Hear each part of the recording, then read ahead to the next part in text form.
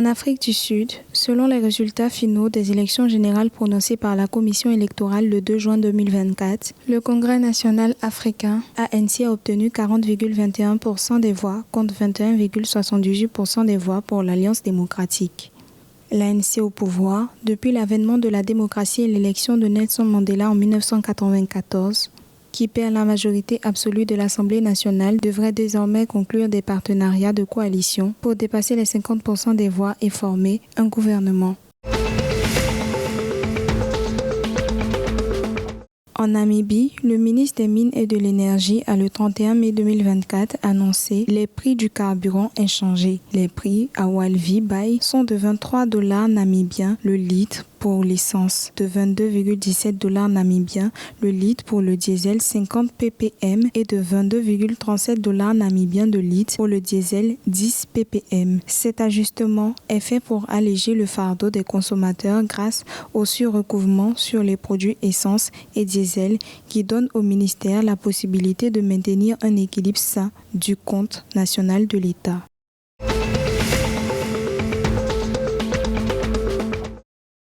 Au Zimbabwe, des entrepreneurs défendent la collaboration pour la relance de l'économie du pays. Selon le patron de Westprop, Ken Sharp, pour mieux surmonter les défis économiques, notamment l'inflation, l'instabilité monétaire et l'accès limité aux devises étrangères, des efforts de collaboration dans le domaine des partenariats publics-privés, des relations bilatérales et multilatérales entre pays et organisations internationales s'avèrent primordiaux.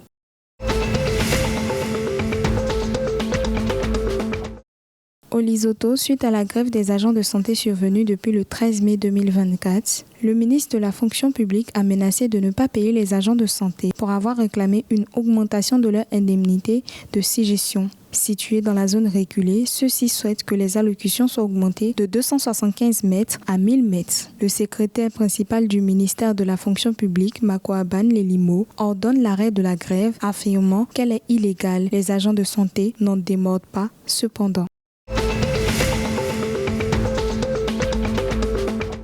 Pedro de Luanda a remporté le 1er juin 2024 à Kigali au Rwanda la Ligue africaine de basketball en battant Al Ahly de Benghazi par 107 points contre 94 en finale de la compétition. Pedro de Luanda, qui participait à sa deuxième finale du championnat dans la version Ligue, anciennement connue sous le nom de championnat, ce match qui avait été le jeu de l'équipe libyenne dans les premiers temps s'est soldé par la victoire de l'équipe de l'Angola.